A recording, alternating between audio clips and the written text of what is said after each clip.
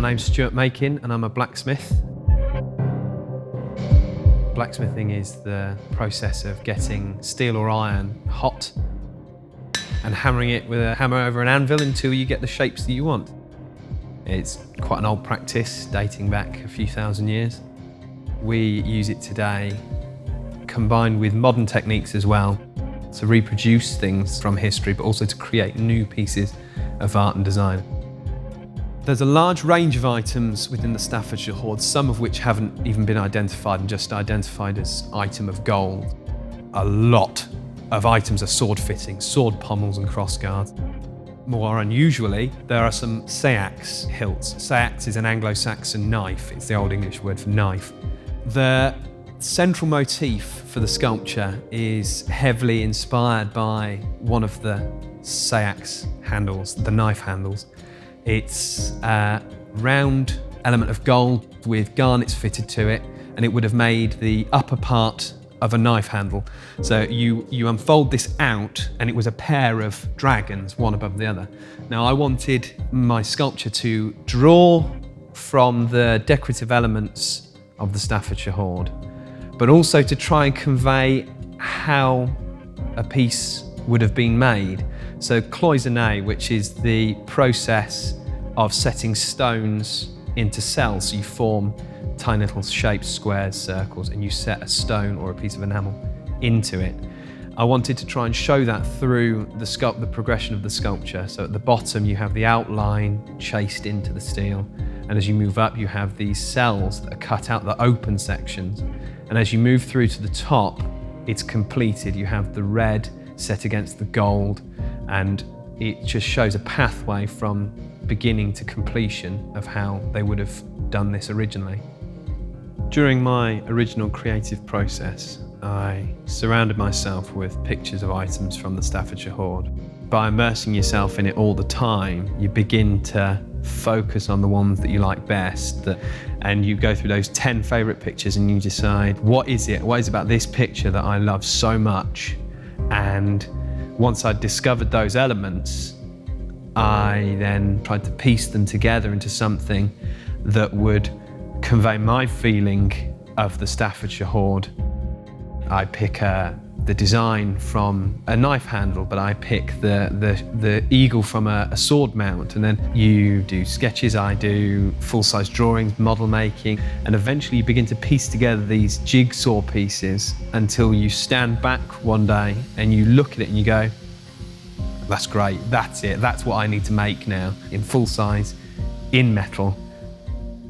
The sculpture is quite large scale. It's 2.5 meters tall by 2 meters wide. It's made of steel, and this has been coated with a high pigment gold paint to try and replicate that, to get gold from the items in the Staffordshire Hoard. And the red elements are a red perspex, so you get that really interesting and striking colour contrast. So I always wanted to maintain that. But being a blacksmith, my primary medium of work is through steel or iron. So that's what I know how to work, so that's what we went with.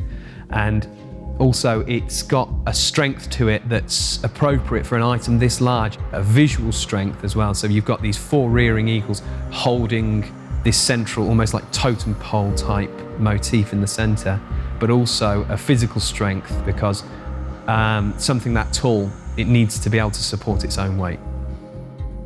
I use a variety of tools from electric to mechanical and manual tools. So we have hammers, anvils. We got the forge, the old-fashioned way of forming metal by getting it hot and hammering it. I'm doing a lot of cutting with grinders and dremels, but then the tidying is quite often done with hand files and chisels and things like that. I'll be using taps and dies to construct things. I want to use as little electric welding as possible because it has a very obvious visual impact. I want to use hidden joints, so you get these nice smooth lines in the sculpture, nothing interfering and breaking those lines up when it's fully constructed. I really hope that this piece is going to communicate the scale, the magnitude of importance of the Staffordshire Hoard, what it tells us about the skills of these Anglo-Saxon craftsmen, their culture, you know, their wealth, how they treat things in a almost ritual manner. The deliberate destruction of a lot of these items sort of implies that they were ritually killing the sword, taking away the sword's own personality. The theory is that that sword has been imbued by that person who owned it, so it itself has to be killed to remove that power.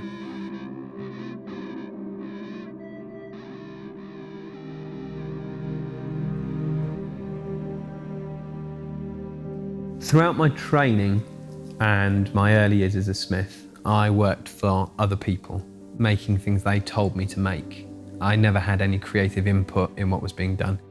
When I design things now, when I make things now, the passion behind it is mine, the driving force is mine. I'm not doing it just because I'm being paid. I love it because I see something through from design, through making, through completion. I get pleasure from every stage of that. And I can stand back after all the sweat and the blood and the tears, and I can look at something that's finished and I go, I did that with my hands, like just normal human being hands. I did that. I took tools, I took metal in its bare form, I bent it and I shaped it, and now it's done. And you get this sense of real achievement when you create something with your own hands. I just think it's fantastic, you know, being able to make something from effectively nothing.